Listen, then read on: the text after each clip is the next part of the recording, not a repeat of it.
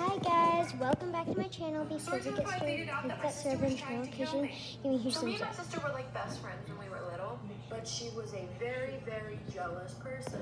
So years and years go on, but her jealousy seems to start to grow. So I never really thought about it until I found out that she really wanted me dead. But throughout the years, she would do little things to get me hurt. For example, she pushed me off the top of our treehouse and I ended up breaking my arm. But every time I got hurt, my family would baby me and she would get even more mad. So at this time, we're about 16 years old, and I had to go in her room to get her laundry. And under her laundry, I found her diary, or journal, or whatever you call it. I was flipping through the pages, I found out some interesting and crazy things. Then one was named The Perfect Murder. What an original name. She had this big, huge dresser in her room. She went into a lot of detail about how she was going to kill me. But it stated that she was going to push the dresser on top of me and jump on it until I, then scream for help. I'm running out of time, like for part two. Part two, I found out that my sister was trying to kill me. Continuing on with the story, after I read what I read in her diary, I decided it was best to keep it to myself. So about a month and a half later, I start to think to myself, and I'm like, okay, maybe she's not actually gonna do it. Y'all, I don't know why, but I was literally not scared that my sister was like about to kill me. So about 2.5 months after I read what I read in her diary, she calls me into her room and in this fakest voice ever goes, "Sissy, why are you being so distant from me?" I just looked at her like she was crazy. Then she goes, "I know you read my diary." At that exact moment, she looked psycho. I don't know what I was thinking, but right after she said that, my reflex was to knock her out. So I knocked her out, then I stomped on her head. I called my mom into the room and read her the diary, or whatever the heck my sister put in there.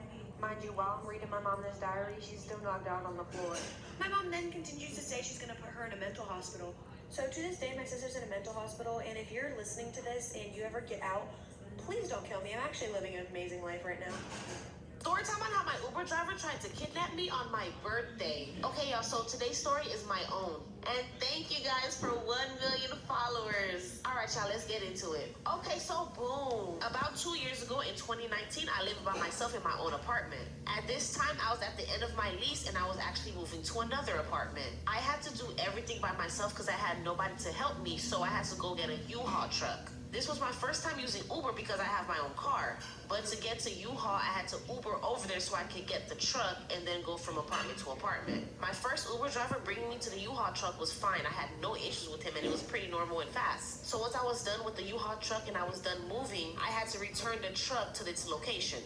And then I had to Uber back to my apartment where my car was. Now this second Uber driver, this is where the issue comes in. Y'all, it was literally crazy. My life was at stake. Life for part two. Part two on how my Uber driver tried to kidnap me on my birthday. Okay, so boom, like I said, I returned my U-Haul truck and I waited for my Uber driver to come pick me up. When my Uber driver came to pick me up, right from the beginning, I knew something was off about him. Always trust your instincts. He was a little weird and off, but I told myself that it's only a 10-minute drive and it will be over soon. So I sat on the back of the car and I just stayed on my phone. You know, minding my business. And then the guy just started talking to me, like I guess he was trying to have small talk. But the weird thing is I couldn't understand what he was saying. Yeah, I didn't know what he was saying, but I just thought he wanted to do small talk. So I just was like, oh yeah, yeah, oh, ooh, ah. But then all of a sudden he went off the path of my route.